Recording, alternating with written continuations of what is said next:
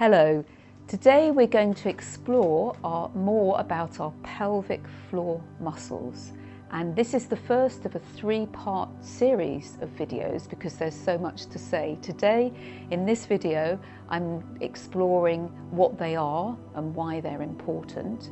In the second one I'm giving you some ideas of exercises and movements that you can do to support and strengthen them, and in the third one I'll give you a visualization.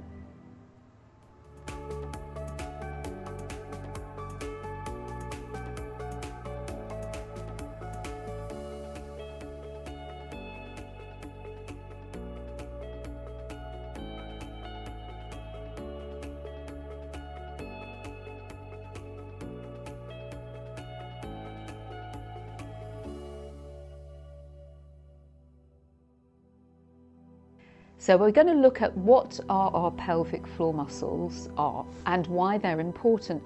And they're important actually not just for women. Often people think about the pelvic floor as being relevant for women, but they're also important for men. And I want to explain why. So basically, what are they? They are what their name suggests, the floor of our pelvis. Before I go into the detail of them, just think of them really as these muscles that attach, a lot of them attach at the front of our pelvis. So I just want to go through a few of the bones in our pelvis, just so that you're really clear, because when we get into the detail of the muscles, many of their names are named after parts of our pelvis. So at the front, we have the pubic bone, the pubis, and at the back, we have the sacral bone and the coccyx. And then we have the bigger bones. The lower part of the pelvis is actually called the ischium, and our sit bones, the ischiotuberosities, those are our sitting bones. And then the top part is called the ilium, and we have the iliac crest on the top part. So the ilium, the ischium, the pubis, and the sacrum, and the coccyx. And the muscles are basically form the floor of the pelvis. So before we get into the details, just feel this, that they're basically attached mostly at the front to the pubic bone and at the back to either the coccyx or parts of them attached to the sacral bone, this big flat bone.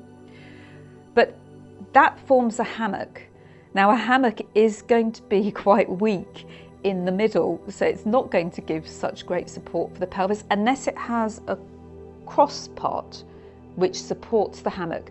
And so there are muscles that run between the pubic bone and the coccyx which go this way, and there are muscles that run crossways which attach to either the ischium, which is the lower part, or the upper part, the ilium. So they form like a cross, a hammock with some support. And now we're going to see the picture of the actual pelvic floor muscles. And so now you can see in a bit more detail.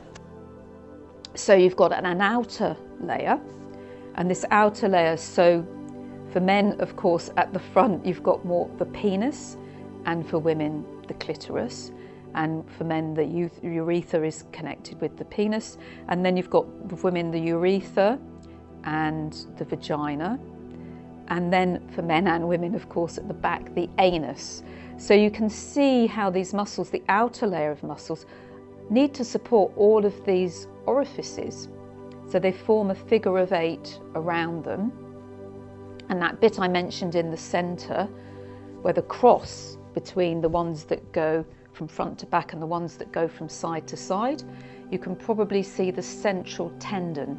So in these muscles, the outer layer and the transverse perineal muscles also go deeper. You have the transverse perineal muscles, and then you also have the bulbocavernous, or sometimes called spongiosus, and the ischiocavernous. I quite like the name cavernous. It's the outer layer that protects our organs that are inside the pelvis. So this is going to clearly be one of the functions of the pelvic floor muscles, to give support to these organs that they connect with: the penis, the vagina, the womb, our anus, and therefore our digestive system.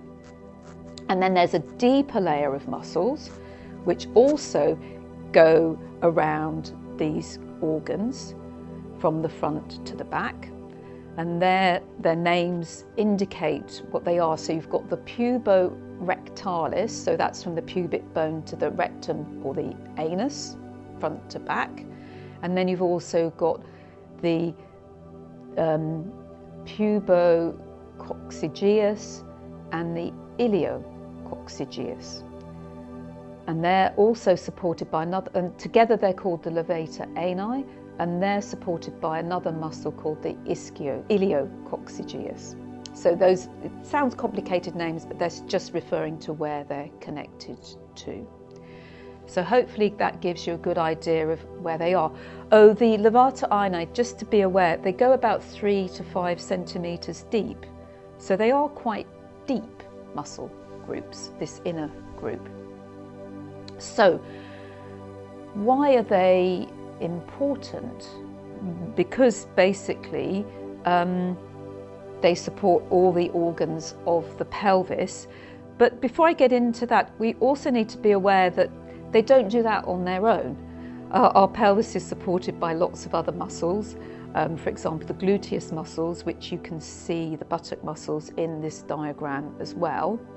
But our pelvis also needs to be able to move and be supported by other muscles. So it's actually, you've got other muscles attaching to the pubic bone. Some of the main ones in the legs are the adductor group of muscles, and this will become important when we do exercises, because a lot of people find it quite hard when they're exercising the pelvic floor to know, are they actually doing working the pelvic floor, because they might actually be using other muscles in this area. So it's also just worth to orientate you in terms of your body, to be aware that you've also got, sometimes when we tighten our pelvic floor, we feel a tightening in our inner leg muscles, the adductor muscles, but also it's very easy to tighten our buttock muscles, which of course also are supporting the pelvis. And because the pelvis isn't in isolation, it's connected to our legs. So the way that we stand and move is going to affect our pelvis and also our pelvic floor muscles, and we'll be exploring that in the exercises. So the buttock muscles and the inner thigh muscles, but also our abdominal muscles, especially the recti muscles, or the six-pack muscles, which many of you are probably aware about. The outer layer of the abdominal muscles are also attached to the pubic bone. So you can't really isolate the pelvic floor muscles out away from the other muscles around which support our pelvis. So I want to now the visualization will deepen this, but it's good to just take a moment, I think, to see if you can feel your own pelvic floor muscles in the position that you're now in. Probably you're sitting. One way to feel them is just to put a hand on your pubic bone, because a lot of them connect with the pubic bone. And the other way is to put a hand on your tailbone, your coccyx. Now, the other thing before we get into connecting with them is to be aware that also they work with our breath. So this is why I'm also doing a whole visualization on it, to explore this aspect in more depth. But you might want to just close your eyes a moment and feel the movement of your breath. As you breathe in, your lungs are going to fill with air, and your diaphragm, which is essentially the top of your pelvic area, contracts and pulls your lungs down. So I'll do that, breathing in, and hopefully you feel your abdomen filling up a little bit. And then as you breathe out, your lungs, the air goes out of the lungs, the diaphragm relaxes, but your pelvic floor actually start to contract on the out breath. They help to draw everything in. So then as you breathe in, now maybe you can feel a slight stretching in your pelvic floor. On the in-breath, they stretch because there's a lot of pressure coming down from the lungs. So we're going to be exploring that a lot more in the exercises, but just to give you an initial idea to start connecting with your pelvic floor. So that's another important muscle, in fact, that they're connected with, our diaphragm. That's the top part of the whole pelvic abdominal area. And so basically the pelvic floor are supporting everything from below the diaphragm. Another name for the pelvic floor is sometimes the pelvic diaphragm. They define a bottom and a top part here. And so whenever you want to connect with them or exercise, it's really important that you're aware of your breath. You don't want to be doing the contraction of the muscles when you're breathing in, because that's actually making them work quite hard. So now hopefully you can see that also they influence and are influenced by the whole of the rest of our body, because if they connect with the diaphragm and our breath, then they're going to be having an effect on our upper body, how we support ourselves, but also we've seen they're connected to our legs. So we could say that they're important not just for supporting the organs in our pelvis, but for how we are in our whole body and our whole core posture.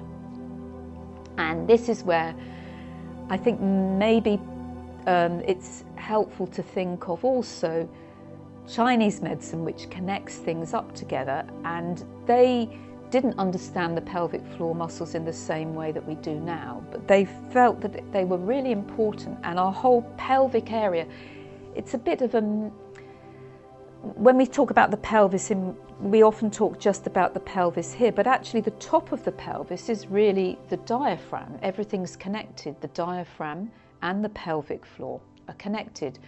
And so now we have a picture of the girdle vessel. And maybe we should think of, and actually modern medicine talks about the pelvic girdle. Girdle is probably a better way of seeing it. And so in this picture of the girdle vessel, it's not by chance, I feel, that the Chinese felt this connection between the diaphragm and the pelvic diaphragm, and the top of the girdle vessel is actually our diaphragm, and the bottom of the girdle vessel is our pelvic floor.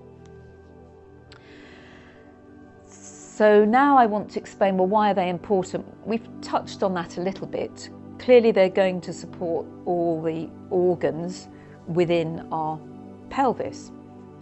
So they're important for giving support, and if the muscles aren't properly supported, then you can get muscles falling out of place, prolapsing. This is talked about a lot for women in terms of the womb, because obviously the vagina enters into the womb, and the womb, if it's not supported by these deep muscles, can start to collapse into the vagina, causing a lot of pressure within the vagina. The anus as well, or the bowel, the rectum, can start to collapse into the vagina as well. So there could be pressure more from the back, from the bowel collapsing. For men as well, they can get collapse of the bowel into the anus. And you can also get more minor things. So this is more severe weakness of the pelvic floor. And why it happens more for women is often after birth, because both with pregnancy clearly puts a lot of pressure on the whole pelvic floor muscles and of course all the surrounding area. And then during birth, they have to open a lot more to allow the baby out. And so that's why women do tend to get more problems than men, and especially women who've had children. But men can get issues, and also women who haven't had children may get issues, because as we get older, our muscles have had to work harder, and the tone of the muscles may be, depending on how we've looked after them or not, may not be so strong. And so it's often the key times that people get issues with the pelvic floor are either after having children or later on in life. But another issue that affects men as well as women is being overweight. Clearly, the more that we weigh, the more pressure there is on the pelvic floor, so there's more likely to be issues with it. And so it's supporting our organs, and so this will affect issues like digestion. Sometimes issues with digestion can be because our organs aren't being supported, but also issues with elimination. Incontinence is a main one, especially with the bladder, the urethra, the coughing, because yes, they're here to help us stabilise when we laugh or cough. Try coughing now. If you cough, you're going to feel that the pelvic floor actually work. You might be aware of the pelvic floor. And if we sneeze, so if you cough or sneeze, you get a little leakage of urine, that shows that the pelvic floor muscles are weak. And other issues that you can have are, of course, they connect to our core posture, which I described with the hips, the legs, the buttocks, the lower back, the pelvis, how we stand, how we move, how we walk. And the pelvic floor are key muscles that contribute to giving stability in our pelvis. So they affect our core posture. If we're collapsed and weak, then it could be because of the pelvic floor muscles, which are working with these other muscles. And another really important aspect of the pelvic floor is, of course, for our sexual connection. And so they need to be able to contract and to relax, as we saw with the out breath. And so they help with erections, with orgasm, and they need to be working to help for sexual pleasure, sexual sensation. So this is also another important aspect of them. And they can be too tight or too weak, or a mixture of the two, like in any muscle. And sometimes people can over-exercise them or exercise them incorrectly and focus more on tightening and strengthening, and it can be very easy to think, oh, I've got to strengthen my pelvic floor. Yes, but any muscle needs to be strong but also toned, and needs to be able to contract but also to relax. So you can see, like with supporting all the functions, sexual functions as well, we need to be able to tighten and to release. And so if the muscles aren't fully toned, then we can get all sorts of issues like I just described. And what can make them tight? What can make them weak? And this is what we're going to explore a lot in the exercises, because there's lots of different muscles. So they may not be tight, all the muscles might not be tight. Some of them might be tighter, some of them might be weaker. They might be tighter more one side than the other side. And so thinking about the things that might make them weaker, I've given you some ideas of those. Obviously, if you're overweight, you're having to make them work more. Pregnancy, we've got more weight. That's the sort of thing that can make them weaker. Also things like if you're regularly constipated, if you have bowel issues, and then you're constantly straining, that's going to make them weaker as well. And also what can make them weaker is actually just not using them, not exercising them. In traditional cultures, people would squat a lot. And when we're squatting, which we'll explore in the exercises, they're having to work harder. That actually stretches them out and helps to tone them.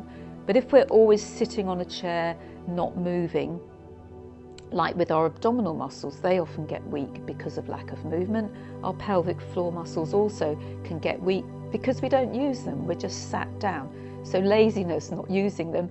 And of course, another major thing is breathing fully.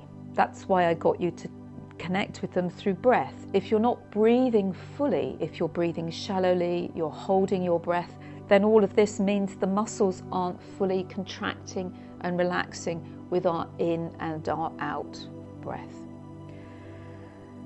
What can make them tight? that also can be linked to the breath, that we don't really ever relax them. But also, of course, tightness is that we're just tight in our body, we hold our breath, we don't know how to relax, we're constantly kind of on the go. Certain types of activities, we have to work with them more, like horse riding's one. I've often worked with people who ride a lot of horses and everything's just a bit tight. Ballerinas, I'm giving more kind of extreme examples, but anything where you're having to use them too much will have an effect as not using them enough. It's getting the right balance essentially between their aspect where they contract and their aspect where they release. And the other thing can be any kind of trauma to the pelvis, either a physical trauma or an emotional trauma. So I hope I've given an introduction to the pelvic floor. You've got a bit more of an idea where they are, what they're important for, and why our breath is so important, but also why we need to do the right kind of exercise to get them engaged, both engaging and relaxing. And that's what we're going to explore in the next video. And so I'd like to thank you for sharing this time with me, and hopefully just take a moment to connect with your pelvic floor and love your pelvic floor. Be really appreciative for all that they do. They're so important in our life, and often they're neglected and people don't really understand what they're all about.